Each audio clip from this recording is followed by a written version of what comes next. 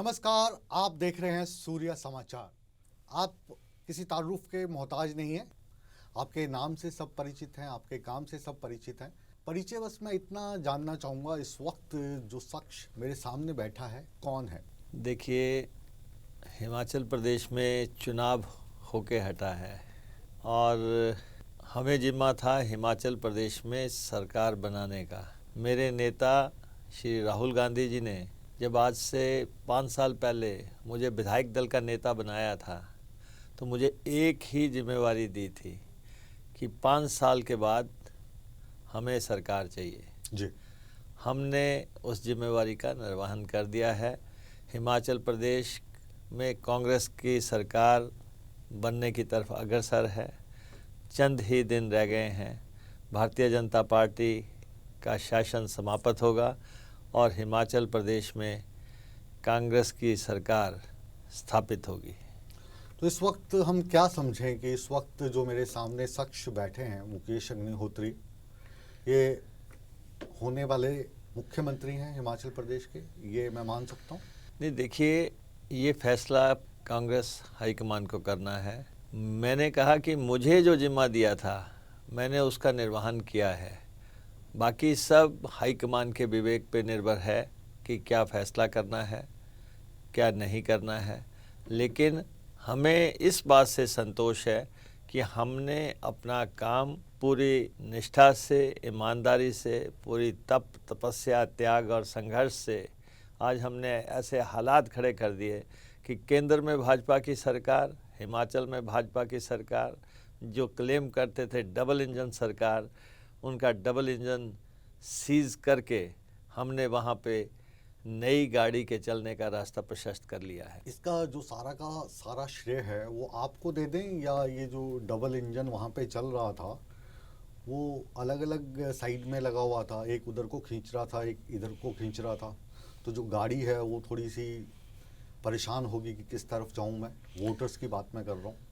नहीं, देखिए, ये जो हालात खड़े हुए हैं, कोई एक दिन में हालात नहीं खड़ा हुआ है। ये पूरे 5 साल की स्ट्रेटजीज हैं, 5 साल का संघर्ष है। 5 साल भाजपा सत्ता में थी, हम विपक्ष में थे।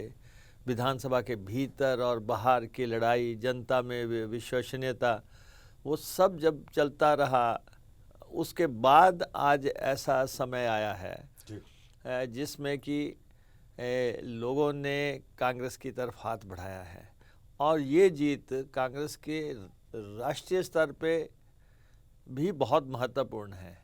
जबकि भारतीय जनता पार्टी ये क्लेम कर रही थी कि हमें जो है देश में हराने वाला कोई नहीं है, उस स्थिति में ये एक नई शुरुआत हुई है। तो इसलिए फैक्टर्स अनेक हैं, एक नहीं अनेक फैक्टर्स हैं।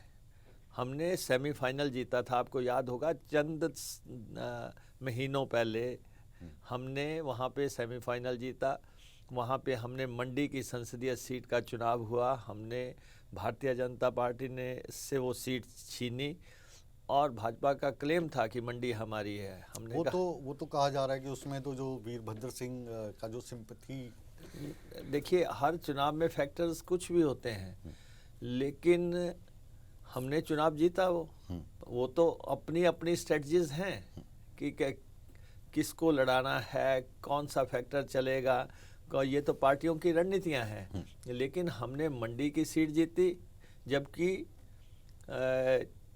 जब बीजेपी ये क्लेम कर रही थी कि मंडी हमारी है, हमने कहा ऐसा नहीं होगा। और उसके बाद हमने वीरभद्र सिंह जी की सीट खाली हुई, हमने वो सीट जीती। फिर हमने सुजान सिंह पठानिया जी की सीट खाली हुई, वो सीट जीती। फिर भारतीय जनता पार्टी के नेता नरेंद्र बरागटा जी की सीट खाली हुई, हमने वो सीट जीती।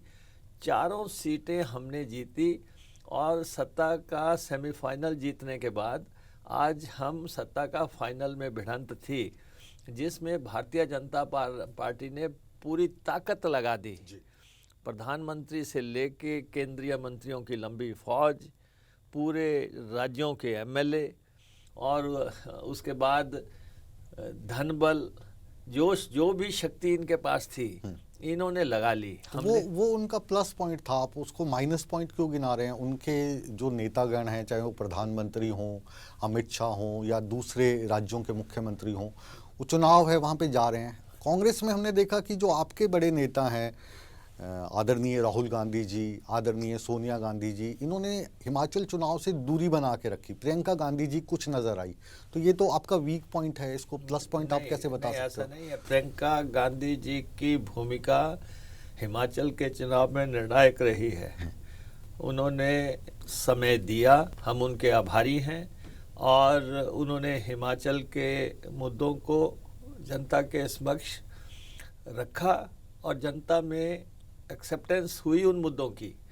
तो इसलिए प्रियंका गांधी जी या भूपेश बघेल जी या फिर राजीव शुक्ला जी, इन लोगों ने हमारे चुनाव को परिणति पे ले जाने के लिए निर्णायक भूमिका अदा की है। इसलिए, लेकिन मैं ये कह रहा हूँ कि बीजेपी को कोई दिल में मलाल नहीं रहना चाहिए था कि भाई किसको और किसी को बुला लेते तो शायद हम जीत जाते। मैं तो ये पूछ रहा हूँ कि मैं तो ये पूछ रहा हूँ क्योंकि आप पक्के कांग्रेसी हैं, वीरभद्र सिंह के आप सबसे खास पत्रकार से आपने करियर शुरू करके फिर आपने इसमें राजनीति में आए, बहुत करीब उनके माने जाते थे, तो थोड़ा दुख नहीं हुआ कि मतलब सोनिया गांधी आती या राहुल गांधी आते तो शायद, जैसा कि आप कॉन्फिडेंट दिखाई दे रहे हैं, सीटों में इजाफा हो जाता, वोट का जो परसेंटेज है वो बढ़ जाता? नहीं, देखिए, प्रियंका गांधी जी आई, प्रियंका गांधी जी ने, मैं सोनिया गांधी और राहुल गांधी की बात कर रहा हूँ। ऐसा है कि हर नेता हर जगह नहीं आ सकते, लेकिन प्रियंका गांधी जी ने हमें समय दिया और प्रियंका गांधी जी की बहुत बड़ी बड़ी जनसभाएं हुई और उन्होंने हिमाचल के मुद्दों को उठाया और हिमाचल के मुद्दों, लोगों की नब्ज को टटोला और उसके मुताबिक जो है आगे काम हुआ। इलेक्शन जो चल रहा था, जो हमने उसको निर्णायक बढ़त की तरफ बदलना था, उसमें प्रियंका गांधी जी की भी बहुत भूमिका है। जी, तो मेरा अगला सवाल ये है कि जो इस वक्त भारतीय जनता पार्टी है या जो दूसरे लोग हैं जो आपका विरोध करते हैं, वो कह रहे हैं कि कांग्रेस ने इस चुनाव में बिना दूल्हे की बारात उतार दी, दूल्हा कोई नहीं है, यानी सीएम का चेहरा कोई नहीं है। ऐसा क्यों हुआ? नहीं, देखिए, ऐसा है कि दूल्हा जो भी होगा अंततः तो कांग्रेस का होगा। पर दूल्हे कहीं तैयार हो गए ना। ऐसा देखिए, ऐसा है, हम लोकतंत्र में रह रहे हैं, लोगों की अभिलाषाएं रहती हैं, वो अलग बात है, लेकिन अंततः हम इस स्थिति में तो ये चले हैं कि दूल्हा कांग्रेस का होगा और कांग्रेस की सरकार होगी। लेकिन भारतीय जनता पार्टी ने जिस दूल्हे को प्रोजेक्ट किया था, उस दूल्हे ने तो कल एक समाचार चैनल को इंटरव्यू में कह दिया कि बहुत टफ मुकाबला है, कौन जीतेगा, कौन, ये तो सच है, कौन तो सच है। कोई सच नहीं है। हाँ। ये हार मान ली गई है, ये कबूल कर लिया गया है। ईमानदारी से अगर कोई कह रहा है कि टफ मुकाबला है तो वो सच देखो ना, ये वो हाँ। लोग हैं जो कहते थे रिवाज बदलेंगे। इन लोगों ने 5 साल लगातार ये कहा।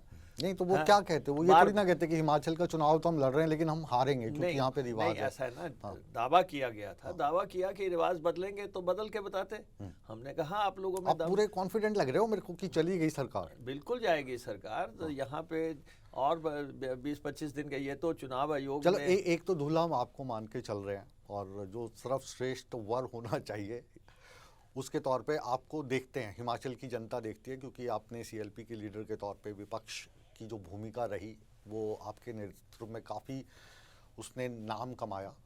दूल्हा बनने के लिए कई लोग घोड़ी पे सवार होने के लिए तैयार हैं, मसलन सुखविंदर सिंह सुक्खू हो गए, सुधीर शर्मा हो गए, प्रतिभा सिंह होगी, पहले सिर्फ नाम मुकेश अग्निहोत्री का ही चल रहा था। तो ये सत्ता आती दिख रही है इन लोगों को? नहीं, देखो, ये सब हमारे साथी हैं, कोलीग्स हैं, सब लोगों ने चुनाव लड़ा है और इसलिए मैं इस विवाद में नहीं जाना चाहता कि कौन दूल्हा होगा, कौन आगे जाएगा। मुझे हाईकमान पे पूरा भरोसा है, हमारी हाईकमान जो भी फैसला करेगी हम उसको अक्षरशः पालन करेंगे। मैं आपको कह रहा हूँ कि सबसे बड़ा जिम्मा ये था कि प्रदेश में सरकार को लेके आना। जब मसला शुरू हुआ था उस समय ये था कि पार्टी उस समय लोएस्ट स्टेप पे थी। हाँ। जब मैं विधायक दल का नेता बना उस समय पार्टी सत्ता से बाहर हुई थी, और हमें हमारे नेता श्री राहुल गांधी जी ने ये कहा था कि लड़ाई लड़नी है, निर्णायक लड़नी है, कोई समझौता नहीं करना है, और 5 साल कोई आपको डिस्टर्ब भी नहीं करेगा। और वैसा ही हुआ, जो उन्होंने कहा वो अक्षरश उसका पालन हुआ, और 5 साल हमने लड़ाई लड़ी। 5 साल में विधायक दल का नेता रहा। हमने विधानसभा के भीतर और बाहर ये दिखा दिया कि विपक्ष क्या होता है, विधायक दल क्या होता है, और लड़ाई कैसे लड़ी जाती है। वो लड़ाई हमने लड़ ली। अब हमारा काम जो है ख़त्म हो गया। हमने निर्णायक लड़ाई लड़ दी, और हमारा काम था सत्ता को पलटना। पत्रकार वाली बात कह दी कि हमने तो खबर भेज दी, अब ये संपादक देखे लगानी है या नहीं। बिल्कुल, जैसा हमारा काम था सत्ता को पलटना। हाँ। हमने सत्ता पलट दी है। अब मैं आपको ये बताऊं। अच्छा, चलिए ये बताइए कि जो भारतीय जनता पार्टी है उसके तकरीबन खड़े हुए थे 21 बागी और आपके थे 7, और जाहिर है कि जिस पार्टी के आने की संभावना रहती है उसमें बागियों की संख्या काफ़ी ज़्यादा हो जाती है। तो ये चमत्कार था या फिर जो बागियों को कंट्रोल आपने कर लिया? नहीं, मैं ये आपको कहूँगा, हमारी टिकटें निश्चित तौर पे भाजपा से बेहतर थी। हमारा टिकटों का आवंटन बड़ा स्मूथली हुआ है। भारतीय जनता पार्टी जो है डबल इंजन होते हुए भी, केंद्र में होते हुए, आपने देखा प्रधानमंत्री जी एक भाजपा के बागी को मना रहे हैं, बागी फिर नहीं मान रहा है। प्रधानमंत्री जी एश्योरेंस दे रहे हैं कि तुम्हारा ख्याल मैं रखूंगा, वो कह रहा है कि देरी हो गई।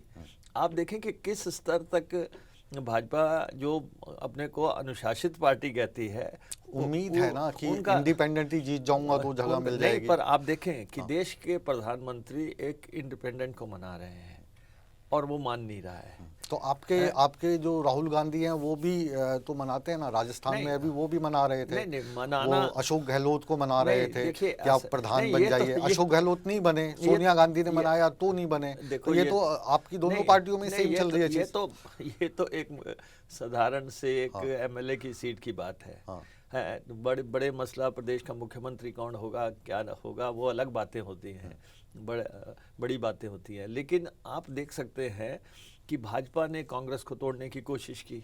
सबसे पहले कांग्रेस के एमएलए को तोड़ने की कोशिश की। मैं आ रहा था रिज पे, हमने काफ़ी बड़ा शो किया था, बिग न्यूज़ बिग शो। उसमें आपको भी हमने आमंत्रित किया था, लेकिन व्यस्तता के कारण आप आ नहीं पाए। तो आप ही के प्रवक्ता वहाँ पे थे। तो थोड़ा सा भय लग रहा है कांग्रेस में। ये जो बिना दूल्हे वाली मैं बात बोल रहा था, उसका तर्क यही था कि अगर कुछ सीटें कम रही तो कांग्रेस में कुछ नेता ऐसे भी हैं जिनके अपने समूह बने हुए हैं, और भाजपा जो ऑपरेशन लोटस आजकल चल रहा है, इसके बारे में तो आपने सुना ही होगा, तो उस लोटस का प्रयोग वहाँ पे कर सकती है और कांग्रेस के एक धड़े को तोड़कर, चाहे आप जीते हो, सरकार भाजपा बना सकती है। जीते चाहे कांग्रेस, सरकार भाजपा की बनेगी। देखिए, दिल बहलाने के लिए गालिब ख्याल अच्छा है। ये पहले एमएलएज को तोड़ते रहे, प्रलोभन देते रहे, डराते रहे, एजेंसियों का खौफ खड़ा करते रहे। फिर इन्होंने अपने मिनिस्टरों की सीटें बदल दी क्योंकि उनको पता था वहाँ से नहीं जीत रहे हैं। फिर इन्होंने अपने एमएलएज के टिकट काटे एंटी इनकमेंसी ख़त्म करने के लिए। बहुत कुछ इन्होंने किया, लेकिन अंततः ये इनकी पहुँच से बाहर हो गई बात। ये अब सरकार बनाने के नजदीक नहीं ऐसा है। मुकेश जी, आपने क्या किया? मतलब जो आप इतने ज़्यादा कॉन्फिडेंट दिखाई दे रहे हैं कि ये चले गए, मतलब आपने ऐसा क्या किया? या सरकार ने ऐसा क्या नहीं किया? सरकार ऐसा है कि देखिए, ये सरकार एक नॉन परफॉर्मर सरकार थी। इस सरकार ने हिमाचल के लिए, हिमाचलियत के लिए कुछ नहीं किया। ये एक इवेंट मैनेजर्स थे, इवेंट्स को मैनेज करते थे, और सारा 5 साल का समय इन्होंने इसी में लगा दिया। ऊपर हेलीकॉप्टर उड़ते रहे, नीचे नाटियाँ पड़ती रही। 5 साल ये एक लगे रहे कि सरकारी खजाने का दुरुपयोग कैसे करना है। सरकारी खजाने की लूट मची रही। अच्छा, अभी काफी कर्जा हो गया हिमाचल पे। 75,000 करोड़ के आसपास कर्जे पे पहुंचा दिया हिमाचल प्रदेश में। 75,000 करोड़ सबसे बड़ा कर्जा अगर किसी मुख्यमंत्री ने लिया, तो किसी मुख्यमंत्री ने अगर सबसे बड़ा कर्जा लिया तो वो यही मुख्यमंत्री थे।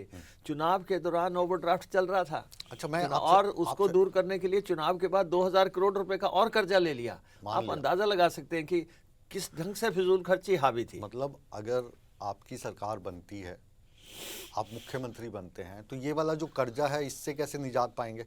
क्योंकि एक बहुत ही वरिष्ठ आईएएस ऑफिसर हैं, उनका मैं नाम नहीं लेना चाहूँगा, वो कह रहे थे कि अगर कांग्रेस की सरकार बन गई तो 2 महीने में कर्मचारियों को तनख्वाह मिलना बंद है, भाजपा की बन गई तो 6 महीने चल पड़ेगा काम। क्योंकि अगर आपकी सरकार बनती है, कांग्रेस की सरकार बनती है, तो आपको केंद्र से मदद मिलेगी नहीं, कर्जा कैसे उतारेंगे, केंद्र ने अभी कौन सा सैलरीज केंद्र कहाँ ने से अभी देंगे? कौन सा मदद की हमारी? प्रधानमंत्री 9 दफा आए, 3 दफा तो अभी इलेक्शन में आए। केंद्र ने हमारी मदद क्या की? ये तो पहली 75,000 करोड़ ये कर्जा। पहली सरकार थी जो कि प्रधानमंत्री को बार बार बुलाती रही, केंद्रीय मंत्रियों को बार बार बुलाती रही, उनके मंचों से हिमाचल के हित की एक भी बात नहीं रखी गई। एक भी बार नहीं कहा गया कि हिमाचल प्रदेश को फाइनेंशियल पैकेज दे दो, हिमाचल प्रदेश को इंडस्ट्रियल पैकेज दे दो, हिमाचल प्रदेश की और कोई मदद कर दो। कार्यक्रम होते थे, रैलियां होती थी, बड़ी बड़ी बातें की जाती थी और ये कहा जाता था कि हम सबका हिमाचल से बहुत प्यार है। इसके अलावा हिमाचल को दिया क्या गया? अगर डबल इंजन तो तब माना जाता कि अगर हिमाचल प्रदेश की एक निर्णायक मदद हो जाती। जब सरकार बनी थी तब कहा गया था अटल टनल दे दी। अटल टनल कोई इनकी देन नहीं है। अटल टनल का जो शिलान्यास है वो श्रीमती सोनिया गांधी जी ने किया था। प्रधानमंत्री मनमोहन सिंह जी ने उसके लिए 1500 करोड़ रुपए की शुरुआती राशि जारी की थी। और अटल टनल का सपना जो था, ये रोहतांग टनल जो है, जिसको बाद में नाम दिया गया, और ये इस टनल का सपना श्रीमती इंदिरा गांधी जी ने देखा था जी। और उसके बाद किसी के समय में वो टनल कंप्लीट हुई तो क्या उनको श्रेय चला जाएगा? ये जो है दूसरे के गोदाम का माल भी बेच आते हैं। जी, आप अपने गोदाम के माल के तहत इस बार आपने कहा है कि हम ओपीएस लेकर आएंगे, ओल्ड पेंशन स्कीम, पुरानी जो पेंशन की नीति है वो लेकर आएंगे। भाजपा ने मना कर दिया, नहीं ला पाएंगे, आर्थिक हालात ऐसे हैं। कहाँ से देंगे आप पैसा? नहीं, देखिए, हम आपको ये कह रहे हैं, हम किसी के पास भीख का कटोरा लेके नहीं जाएंगे।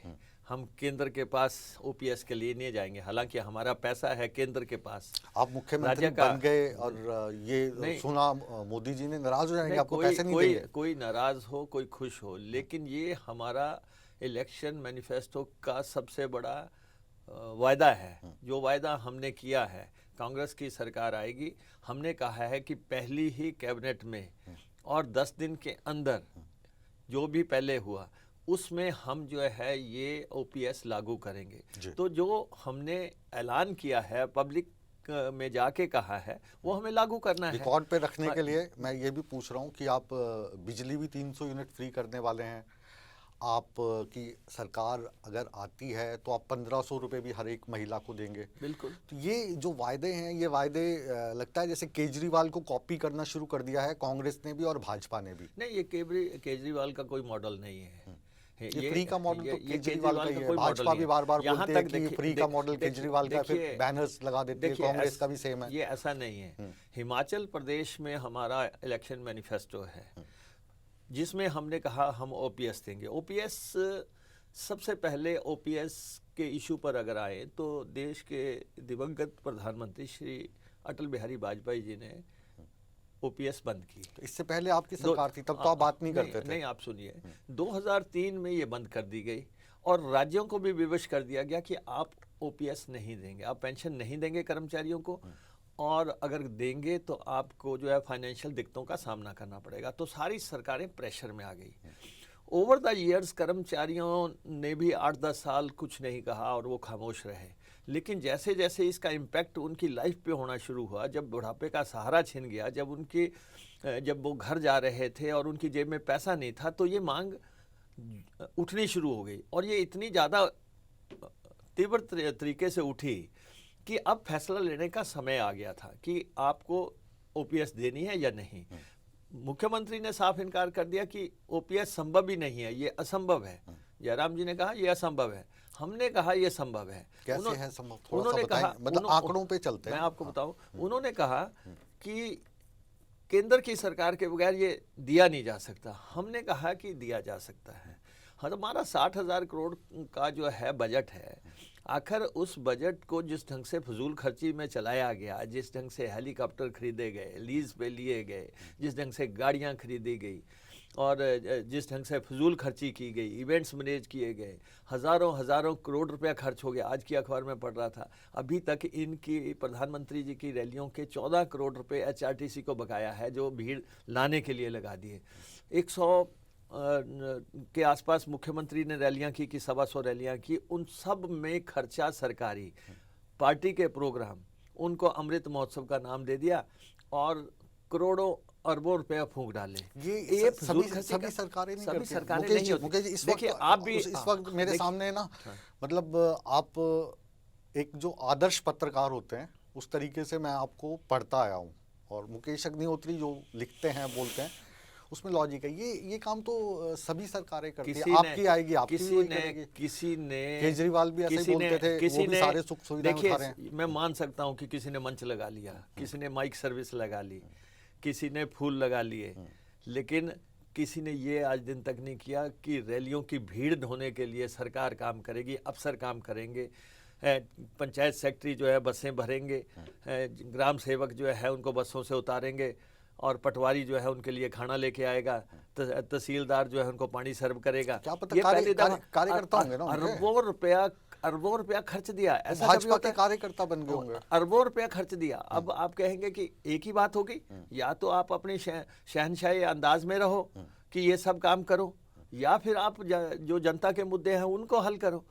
ये देखना कि आपके सामने आएगा, अगर जैसे सरकार बदलेगी हम सामने रखेंगे लोगों के दरबार में एक श्वेत पत्र की इन लोगों ने फजूल खर्ची का एक रिकॉर्ड हिंदुस्तान में कायम कर दिया कि किस ढंग से इन्होंने प्रदेश के कोष को बेरहमी से लुटाया है, वो सामने आ जाएगा। ऐसा नहीं होता। अब देखिए 5 साल सरकार रही, एक भी बार इन्होंने आय के संसाधन बढ़ाने के लिए मीटिंग नहीं की, एक भी बार इन्होंने पड़ोसी राज्यों से अपने हक लेने के लिए मीटिंग नहीं की, एक भी बार इन्होंने केंद्र के पास जाके प्रदेश की मदद की गुहार नहीं लगाई। चलिए मैं ये एक भी पूछता बार- हूँ आपसे, 5 साल पहले आपकी सरकार थी, तो ऐसे कौन से अधूरे कार्य आप छोड़ गए थे जो आप सोच रहे थे कि ये जो दूसरी सरकार आई है ये पूरे करेगी? नहीं, आप बताएं कि इस सरकार ने किया क्या। इन्होंने चुनावी घोषणा पत्र पिछली दफ़ा का क्या था, हम 65,000 करोड़ के नेशनल हाईवे बनाएंगे, 69 नेशनल हाईवे बनाने का ऐलान किया। गडकरी जी आए प्रदेश में, ऐलान कर दिया 65,000 करोड़ की सड़कें बनेंगी और पगडंडियाँ भी जो है नेशनल हाईवे में बदल जाएंगी। 5 साल के बाद इनसे कोई पूछे कि आपने एक भी नेशनल हाईवे बनाया, आपने एक भी 4 लेन बनाई? आपने कहा 4 लेन्स बनाएंगे और जो ज़मीनें हम एक्वायर करेंगे उसका 4 गुना मुआवजा देंगे, आपने एक भी मुआवजा दिया? फिर इनसे पूछें, आपने कहा हम रेल लाइनें बनाएंगे, आप बताएं कौन सी रेल लाइन आपने बना के तैयार की? अभी वंदे दिया ना आपको, आपने कहा ट्रेन आप ही की कंस्टिट्यूएंसी तक पहुंचती हो। नहीं, वंदे भारत तो रेल चलाई है। हाँ।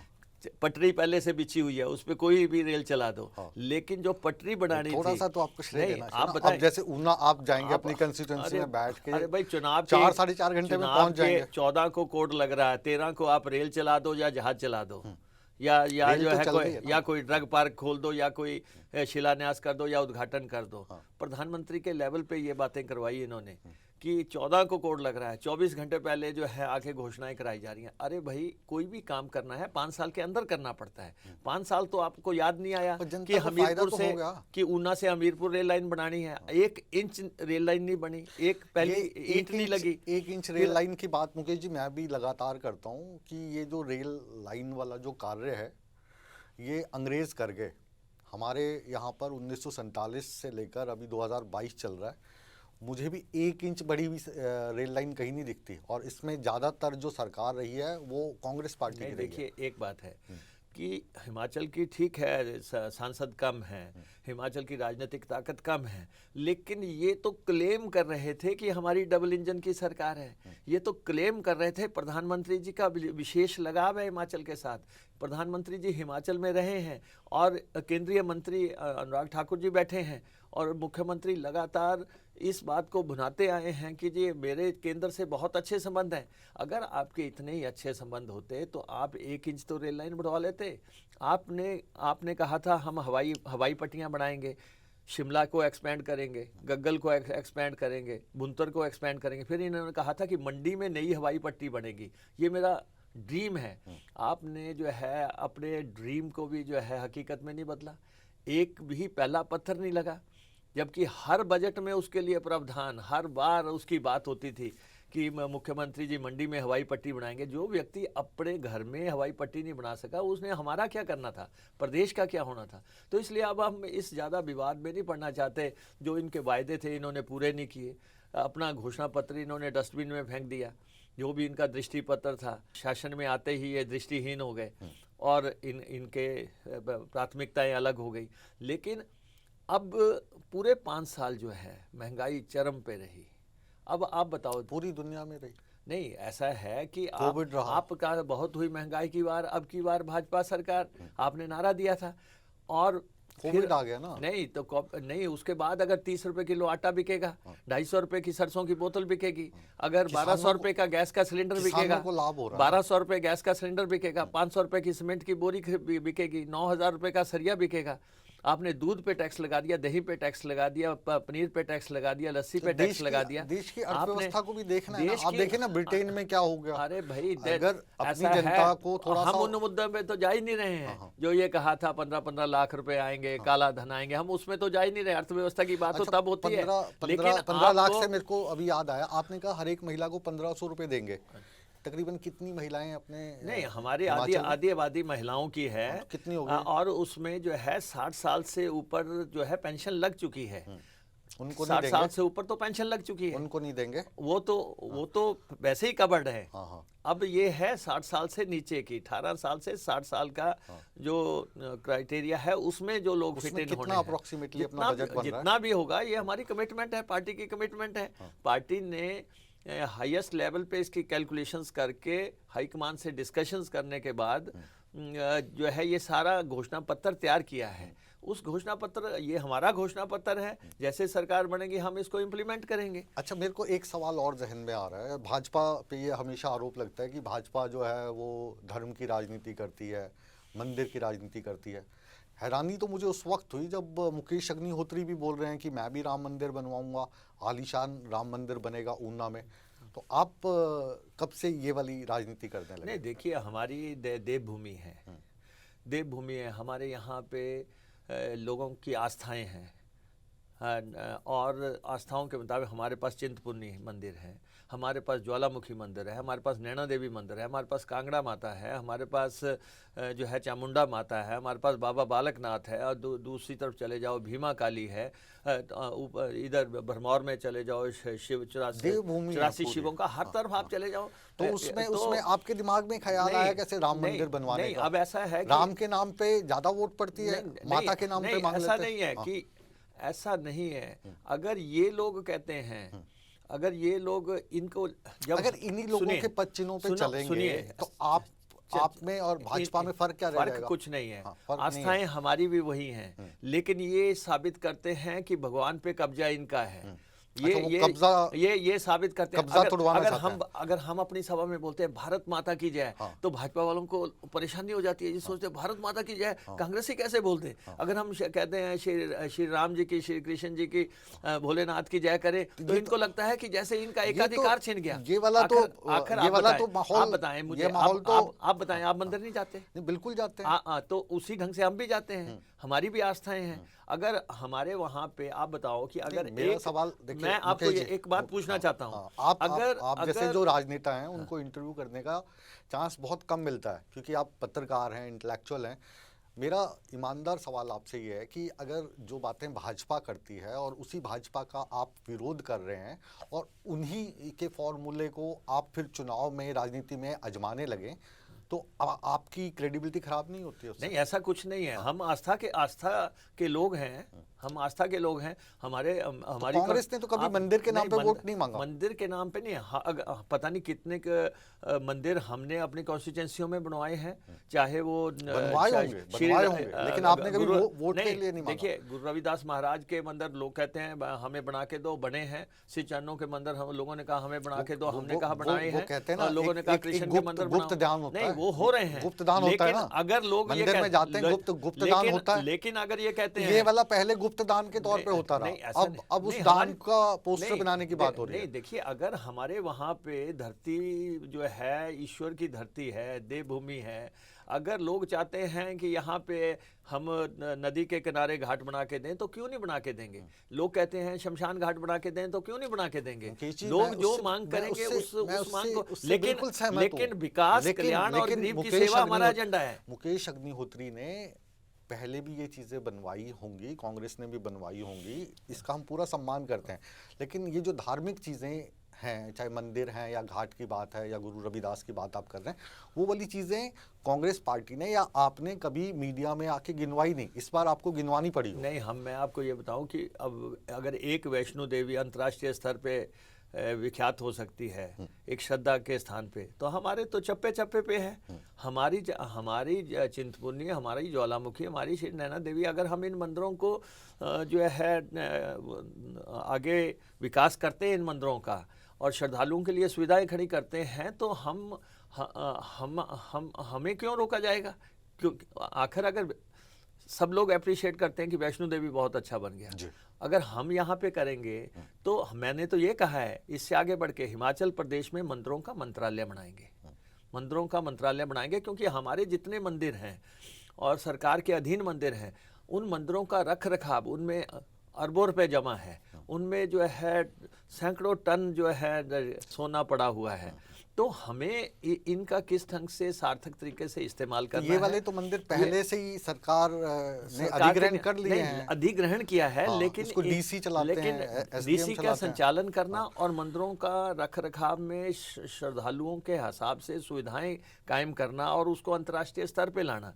तो हमने कहा कि ठीक है, हम मंत्रालय बनाएंगे, हम गऊओं का जो मुद्दा है वो वहाँ पे गौशालाएं बननी है, हम इस मंत्रालय के अधीन देंगे। हमारे मेले हैं, चप्पे चप्पे पे मेले होते हैं, अंतर्राष्ट्रीय स्तर के मेले होते हैं, हम इस मंत्रालय के अधीन देंगे। तो इसलिए अगर कोई व्यवस्थाएं लोग मानते हैं कि ये होनी चाहिए, तो हम उस हिसाब से अपना एजेंडा लेके चले हैं। हम इनका नकल नहीं कर रहे हैं, ये तो सिर्फ एक स्थल की बात करते हैं, हमें अपना प्रदेश देखना है। नहीं, जैसे राम का नाम, गौ माता का सम्मान, सूर्य नमस्कार, ये सारे तो पेटेंट हैं बीजेपी के। अगर आप इनकी बात करोगे तो फिर लगेगा आपने आइडिया चुरा लिया। नहीं, तो बीजेपी ने क्या किया, बीजेपी ऐलान कर देती, बीजेपी कह देती है हमने, बीजेपी 5 साल रही, बना लेते मंदिरों का मंत्रालय बना लेते, महिलाओं का मंत्रालय बना लेते। इन्होंने नहीं बनाया। मैंने आपको बताया ना कि नॉन परफॉर्मिंग गवर्नमेंट थी। हिमाचल प्रदेश में इनोवेटिव तरीके से काम करना पड़ेगा, नए आइडियाज के साथ काम करना पड़ेगा। जैसे अब आप कह रहे हैं कर्मचारियों की बात थी, आप कह रहे हैं कि ओपीएस का ऐलान क्यों होगा। अगर आप देखें कर्मचारी, मैं बहुत खुश हूँ कि अगर आपकी सरकार आती है और आप ओल्ड पेंशन स्कीम लागू करते हैं, तो मुझे पता है कि हिमाचल प्रदेश के हर एक घर में एक कर्मचारी है और बुढ़ापे में उसको पेंशन की ज़रूरत है। मेरा सवाल ये था कि वो पेंशन का पैसा कहाँ से आएगा। मैं चाहता हूँ कि 1500 रुपये नहीं, आप 2000 रुपये दें। 18 साल से 60 वर्ष आयु वर्ग की जो महिलाएं हैं, मैं तो कहता हूँ पुरुषों को भी दें। नहीं, पैसा कहाँ से आएगा। पैसा ऐसा है कि पैसे के लिए संसाधन पैदा करने पड़ते हैं, जो इस सरकार ने नहीं किए। तो मैं आपको ये कह रहा हूं, अब देखिए 4 साल से ठेके नीलाम नहीं हुए, 2000 करोड़ रुपए का नुकसान हो गया। आप बताएं कि क्यों नहीं ठेके नीलाम हुए। शराब के ठेकों की बात कर रहे हैं। हाँ बिल्कुल, किसकी जेब में वो पैसा गया। रेत की रॉयल्टी जो है 5 साल किसी ने जमा नहीं करवाई। सब भाजपा के लोग जो है नदियों नालों में कूद गए और सारा जो है लूट चली रही। सारा जो है खड्डे लूट ली, हर तरफ लूट मची हुई थी। सारे जंगल काट लिए गए, पीपल का पेड़ कोई नहीं छोड़ा, आम का पेड़ कोई नहीं छोड़ा, बरगद के पेड़ कोई नहीं छोड़े, सब कुछ काट लिए। माफिया इतने लेवल पे सक्रिय था। तो इसलिए जो संसाधन अर्जित करना है प्रदेश को चलाने के लिए, सिर्फ जो है एक बजट की बात नहीं होती। प्रदेश की सरकार संसाधन अर्जित करने के लिए क्या कर रही है, उसके लिए रणनीति बनानी पड़ेगी और उसके लिए अपने खर्चों में कटौती करनी पड़ेगी।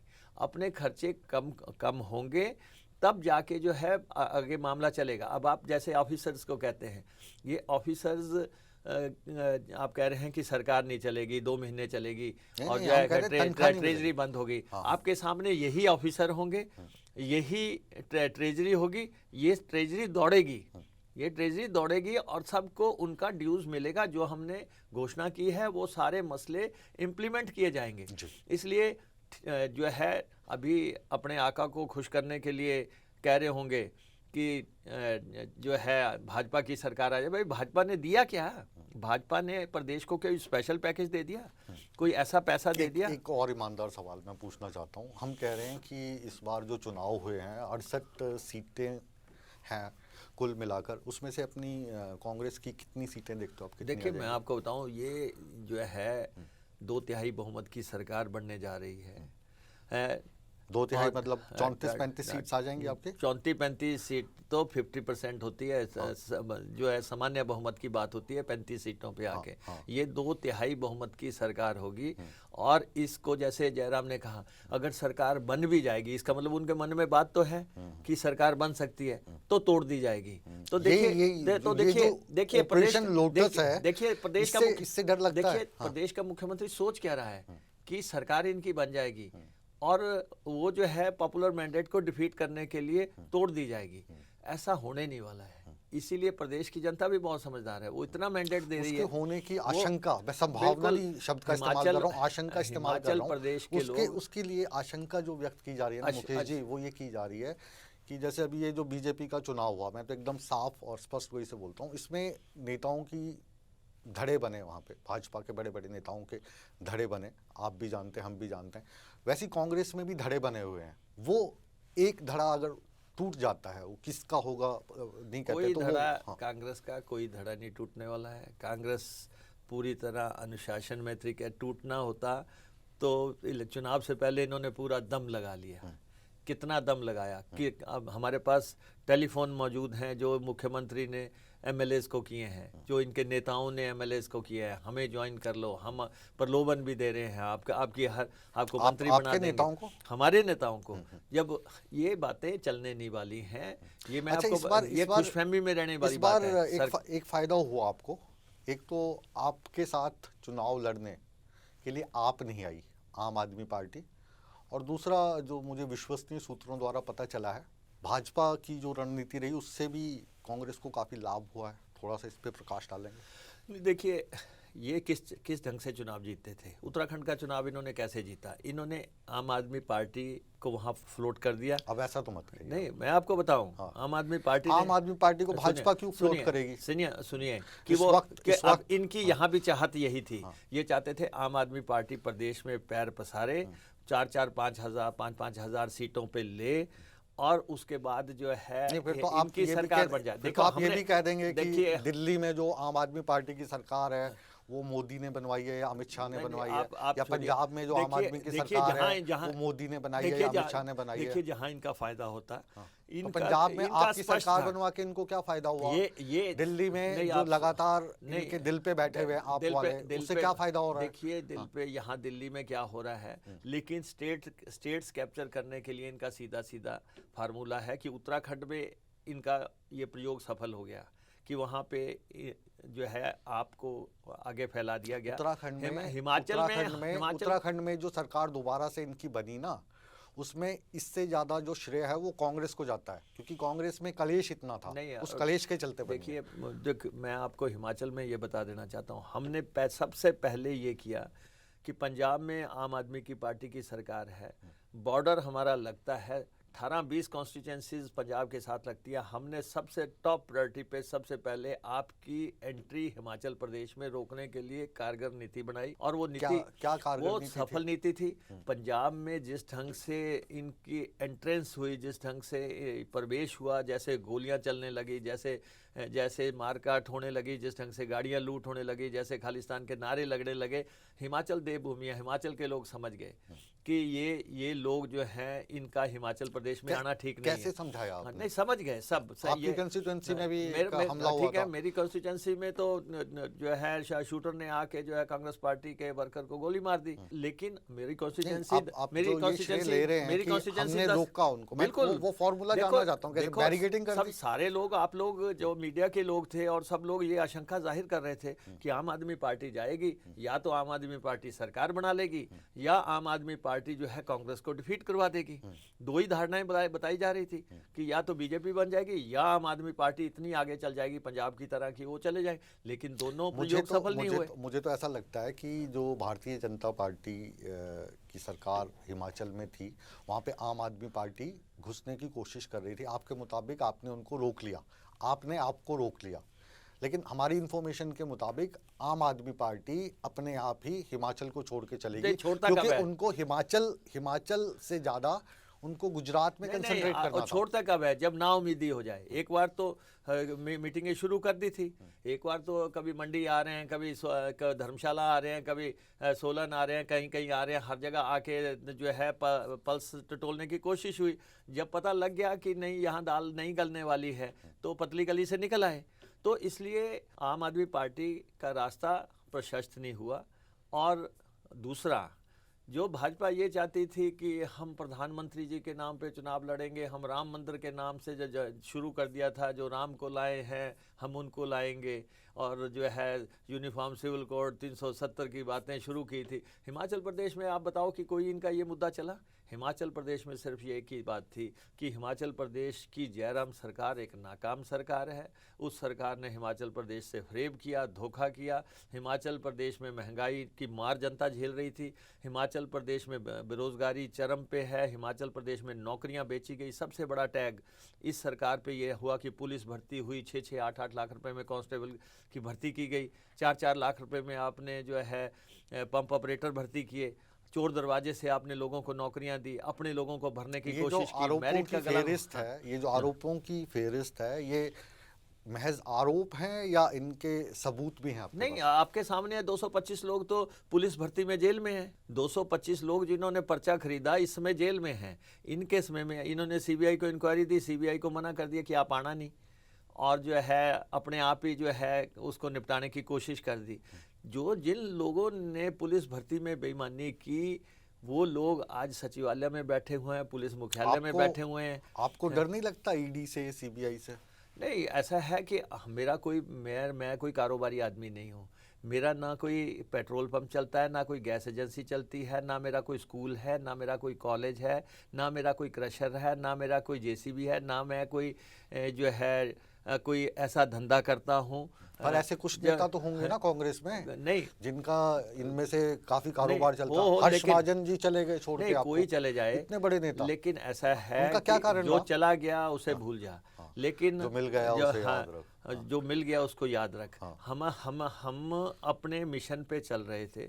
हमारा मिशन ये था कि हमें सत्ता में लौटना है। हमारे नेताओं ने, हमारी लीडरशिप ने हमारे पे भरोसा करके हमें, जब प्रेम कुमार धूमल जी विधायक दल के नेता थे वो हटे, वीरभद्र सिंह जी ने बनना था, लेकिन वीरभद्र सिंह जी की सहमति से जो है मुझे बनाया गया, और हमने 5 साल साबित कर दिया कि लड़ाई किस ढंग से लड़नी है। हमारे ऊपर देशद्रोह के मुकदमे बनाए, हमें एक महीना विधानसभा के अंदर नहीं घुसने दिया, लेकिन हमने अलख जगा के रखा। हमने पूरे प्रदेश का दौरा किया, हमने प्रदेश भर में ये बात की, और उसके बाद माफिया सचमुच इतना सक्रिय था, इतनी लूट थी, मुख्यमंत्री के नॉलेज में होते हुए भी कोई एक्शन नहीं हुआ कि माफिया के खिलाफ कोई एक्शन किसी सरकार में। अगर बिल्कुल ये मनाही थी अफसरों को कि आप जो है माफिया पे कार्रवाई नहीं करेंगे। देखो, शराब से कितने लोग मारे गए, अब अवैध शराब बन रही है, लोग मारे गए। पटाखों की फैक्ट्री में जो है अवैध तौर पे चल रही है, 12 लोग मारे गए। खड्डों में लोग डूब के मर गए। एक्सीडेंट कितने हो गए, 1600 से ज़्यादा रेप हो गए, 400 से ज़्यादा कत्ल हो गए। ये देवभूमि की दास्तां है। चलिए, तीन जो वर्ग हैं वो महत्वपूर्ण हैं हिमाचल प्रदेश में। पहला वर्ग कर्मचारी आता है, उसके लिए आप ओल्ड पेंशन स्कीम लाने की बात कर रहे हैं। दूसरा महिला वर्ग है, उनको आप 1500 रुपये पेंशन देंगे। और उसके बाद जो डायरेक्ट और इनडायरेक्ट लोग जुड़े हैं, वो पर्यटन के व्यवसाय से जुड़े हैं या बागवानी के व्यवसाय से जुड़े हैं। तो पर्यटन को लेकर आपकी क्या सोच है? क्योंकि हिमाचल में हर एक मोड़ एक अपने आप में डेस्टिनेशन है, लेकिन वो डेस्टिनेशन पड़ा रहा, वहाँ पे इंफ्रास्ट्रक्चर नहीं पहुँचता है। और बागवानों को लेकर आपकी क्या सोच है कि उनकी मुश्किलात को कैसे हल करेंगे आप? नहीं, देखिए, ऐसा है कि कर्मचारी पहले भी सरकारें पढ़ चुके हैं, नो वर्क नो पे जब लागू किया था तो शांता जी की सरकार पलटी गई थी। कर्मचारी स्कीम तो अच्छी थी। नहीं, जो भी हो, कर्मचारियों ने स्कीम तो अच्छी थी। देखिए, हाँ, कोई भी चीज तानाशाही से या धौंसपट्टी से नहीं चलती है। जो भी करना है सहमति से होगा। हम तो जनता की ये लोकतंत्र जनता की ताकत से चलता है, तो जनता को विश्वास में लेके चलाना पड़ता है। हमारे कर्मचारी ओरिएंटेड स्टेट है, तो हमें कर्मचारियों को विश्वास में लेकर, अगर कर्मचारियों को पेंशन देनी है तो हम देंगे, और हमने कह दिया पहली कैबिनेट में देंगे। हमारी सरकार जैसे ही बनेगी, कांग्रेस की सरकार, ये पार्टी की कमिटमेंट है, वो लागू होनी है। और उसके बाद महिलाओं का आपने खुद ही कह दिया है कि 18 साल से 60 साल की महिलाओं के लिए जो ऐलान किया गया है, जो उसको किस ढंग से इम्प्लीमेंटेशन करनी है वो सरकार बनने पे आपके सामने आ जाएगा।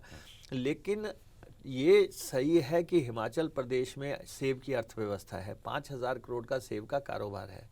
पर वो तो सीमित सा इलाका नहीं, है ना। सीमित इलाका नहीं है। वो तो दो जिले हैं हिमाचल के, चाहे 2 जिले शिमला हैं, और लेकिन किन्नौर। हाँ। नहीं, देखिए दोनों तरफ बराबरी पे किस ढंग से इम्प्लीमेंटेशन करनी है। या हिमाचल प्रदेश में देखो, ना तो जातिवाद का बात चलती है, ना क्षेत्रवाद की बात चलती है। चलती है राजपूत और पंडित की चलती है, ऊपरी हिमाचल, निचले हिमाचल की चलती है। वो लोग वो चलाते हैं जो लड़ नहीं सकते, वो लोग ऐसी धारणाएं चलाते हैं। इंदिरा गांधी जी के समय से बात आ रही है कि हमें जातिवाद के मूल सिद्धांत से जो है दूर रहना है, और हमें जो है सबको साथ लेके चलना है। कांग्रेस ने हमेशा वीरभद्र सिंह, जो शेड्यूल कास्ट, शेड्यूल ट्राइब है, इनको अपना वोटर माना, वीरभद्र सिंह जी हमेशा एक हिमाचल और हम सब एक हैं की नीति पे काम करते रहे। उनके समय में कभी आपने सुना कि जाति की बात आई, इलाका की बात आई? ऐसा कुछ नहीं है। हिमाचल प्रदेश के, पंजाब के पहाड़ी इलाके मिलाए गए हिमाचल प्रदेश में, तो क्या वो हिमाचल के हिस्सा नहीं है? 34 कॉन्स्टिट्यूंसीज मिली हैं, तब जाके 68 हुई हैं। कांगड़ा, ऊना, हमीरपुर, ये सब लोग पंजाब से मिलाए गए हैं, तो आप क्या इनको हिमाचल नहीं मानेंगे? बिल्कुल मानेंगे। तो ये सब लोग हिमाचल के लोग हैं, तो इसलिए क्षेत्रवाद और जातिवाद का आधार नहीं है। सवाल ये है कि किस ढंग से हमने हिमाचल को रहती है ना सर, ये वाली चीज रहती है। जैसे वीरभद्र सिंह जब नहीं, ऐसा नहीं है, मुख्यमंत्री 6 बार रहे, ठीक है, तो ये लगता था कि रोडू के मुख्यमंत्री हैं। नहीं, ऐसा नहीं है। वीरभद्र सिंह सर्वश्रेष्ठ थे, या शांता कुमार बनते थे तो वो कांगड़ा के मुख्यमंत्री हैं। नहीं, देखिए वीरभद्र सिंह सर्वश्रेष्ठ थे, मुख्यमंत्री रहे। शांता जी और धूमल साहब रहे, वो निचले इलाके से थे, वो भी मुख्यमंत्री रहे। लेकिन शांता जी ब्राह्मण थे, वो मुख्यमंत्री बने, धूमल जी राजपूत थे, वो मुख्यमंत्री बने। तो इसलिए इस विवाद में मैं नहीं समझता कि सवाल ये है कि डिलीवर कैसे करना है, प्रदेश को आगे कैसे लेके जाना है। सोच तो ये है कि हिमाचल का विकास कैसे होगा, कल्याण कैसे होगा, गरीब की सेवा कैसे होगी। हम इन एजेंडों की बात करें।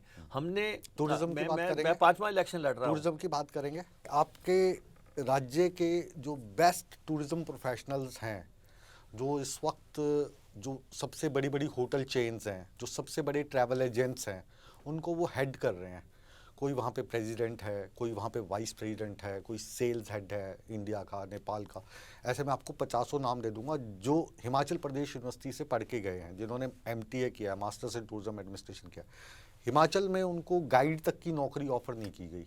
क्या ऐसे लोगों को वापस लाकर टूरिज्म को सही दिशा में बढ़ाने का कोई प्रयास करेंगे? हिमाचल की आर्थिकी का विकास टूरिज्म पे बहुत निर्भर करता है। देश दुनिया का टूरिस्ट जो है हिमाचल आना चाहता है। हमें उस टूरिज़्म को किस दृष्टि से आगे बढ़ाना है। हमारे तो एक छोटे सा बात मैं आपको बताऊं कि किसी ने सजेस्ट किया था कि ये चीज़ भी घोषणा पत्र में आनी चाहिए कि हिमाचल प्रदेश में सड़कों पे जाम नहीं लगने दिया जाएगा। बहुत बड़ी बात है। ये देखने में ये ऐसा लगता है कि छोटा है, लेकिन जब टूरिस्ट आता है और किलोमीटरों की लाइनें लग जाती हैं, तो हमें इन चीज़ों पे देखना पड़ेगा कि किस ढंग से हमने करना है। जैसे यहाँ से अगर दिल्ली से आप मनाली जाने का प्लान बनाते हैं बाय रोड, तो 10 बार सोचना पड़ता है, क्योंकि मनाली बहुत खूबसूरत है, कोई दो राय नहीं है। रोहतांग बहुत खूबसूरत है, किन्नौर अपने आप में जन्नत है, लाहौल स्पीति तो लोग देख ही नहीं पाए। स्विट्जरलैंड की तुलना में हिमाचल मेरी नज़र में बहुत ऊपर है, लेकिन जो सुविधाएं स्विट्जरलैंड में हैं उसके हमारे पास यहाँ पे 10% भी नहीं है। ना हमारे पास रेल है, ना जहाज है, ना अच्छी सड़कें हैं, तो कैसे पहुँचे? नहीं, ये देखिए, ये आपने बिल्कुल सही कहा कि देखिए, अगर हमें हिमाचल प्रदेश को टूरिज्म की दृष्टि से विकसित करना है, तो जो क्षेत्र अभी तक बाहर नहीं आए हैं उनको हमें बाहर लाना पड़ेगा, खोल के कि लोगों को देश दुनिया को सामने रखने पड़ेंगे। ये हमारे पास के क्षेत्र हैं जहाँ पे टूरिस्ट आ सकता है। दूसरा, सड़क के अलावा हमारे पास कोई रास्ता नहीं है। जब हम हवाई मार्ग नहीं बना सके, हम रेल मार्ग नहीं बना सके, हमारे पास टूरिस्ट को पहुंचाने के लिए कोई हेलीकॉप्टर सेवा नहीं हाँ, है, कोई तंत्र ईजाद नहीं हुआ है। तो बड़े पैमाने पे टूरिज़्म को आगे बढ़ाने के लिए कांग्रेस की सरकार अगर सत्ता में अब जो है 15-20 दिन के बाद आती है तो इस सेक्टर पे बहुत बड़ा काम होना है। ये दो बड़े मूल आधार हैं, ये बागवानी और पर्यटन हिमाचल प्रदेश के मूल आधार हैं। हिमाचल बहुत आगे गया है। हिमाचल प्रदेश के में बहुत विजनरी लीडर हुए हैं। हिमाचल प्रदेश में डॉक्टर परमार हुए जिनकी वजह से हिमाचल बना। इंदिरा गांधी जी की बदौलत हमारे को स्टेटहुड मिली और उसके बाद सरकारें आई, काम हुआ। लेकिन अभी हिमाचल को बहुत आगे जाना है। देश दुनिया के सामने हिमाचल, ऐसा हिमाचल प्रस्तुत करना है जिसकी साख और जिसकी बात पूरे अंतर्राष्ट्रीय स्तर पे हो। जी, तो हम उम्मीद करें कि आने वाले समय में जिस तरीके से आप बात यशवंत सिंह परमार साहब की कर रहे हैं, जो हिमाचल के पहले मुख्यमंत्री रहे, या इंदिरा गांधी की कर रहे हैं, तो कुछ समय के बाद मुकेश अग्निहोत्री का नाम भी इसी तरीके से लिया जाएगा। नहीं, मैंने आपको पहले स्पष्ट किया कि पार्टी जो भी काम मुझे देती है मैं उसको ईमानदारी से, लगन से, ताकत से निभाता हूँ। मुझे जिम्मा दिया था सरकार पलटने का और 5 साल विधायक दल के नेता के तौर पे मुझे काम करने का मौका दिया। मैं पार्टी का आभारी हूँ। आगे भी पार्टी जो भी जिम्मेवारियां लगाती रहेगी उसका हम निर्वहन करेंगे और इसमें कोई आप कहें कि कोई किसी भी तरीके से पार्टी को कोई के आगे कोई मांग रखी जाती है या कोई बात रखी जाती है। हम अनुशासित सिपाही हैं पार्टी के। हमने लगातार चुनाव जीते हैं। हम पार्टी के आभारी हैं कि पार्टी की वजह से हमारा वजूद है। जो कुछ हम हैं वो पार्टी की देन है। इसलिए पार्टी के डिसिप्लिन में हम हर समय शामिल हैं। जी, चलिए, बहुत बहुत शुभकामनाएं। हमारे दिलो दिमाग में जितने भी जहन में सवाल थे वो सभी सवाल हमने आपसे किए। कुछ आपको अच्छे लगे होंगे, कुछ कड़वे लगे होंगे, लेकिन जनता का प्रतिनिधित्व अगर पत्रकार नहीं करेंगे तो कौन करेगा।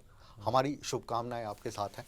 आपने चैनल के लिए आज पहला चक्रव्यूह किया है। जी, आपको बधाई। और ये चैनल और ये आपकी सीरीज ऐसे ही चलती रहे। बहुत बहुत धन्यवाद। बहुत बहुत शुक्रिया आपकी शुभकामनाओं के लिए। और आप यहाँ पर अपने कीमती समय में से समय निकाल के हमारे नोएडा स्टूडियो आए, हमें ये साक्षात्कार दिया। हम तहे दिल से आपका आभार व्यक्त करते हैं। धन्यवाद। तो मुकेश अग्निहोत्री से हमने हर सवाल साफ कोई से पूछा और उम्मीद ये की जा रही है कि इन्होंने भी हर सवाल का जवाब बिल्कुल साफ कोई से, ईमानदारी से दिया। पत्रकार से राजनेता बने हैं और जो हमारे सवालात थे उनके जवाब आपको कैसे लगे इसका फैसला हमेशा की तरह आप करेंगे। फिलहाल चक्रव्यूह मुकेश राजपूत के साथ को यहीं पर विराम देने का समय आ गया है, लेकिन आप कहीं मत जाइए, बने रहिए हमारे साथ, क्योंकि सूर्य समाचार पर हमेशा की तरह खबरों का सिलसिला लगातार जारी है। बने रहे हमारे साथ।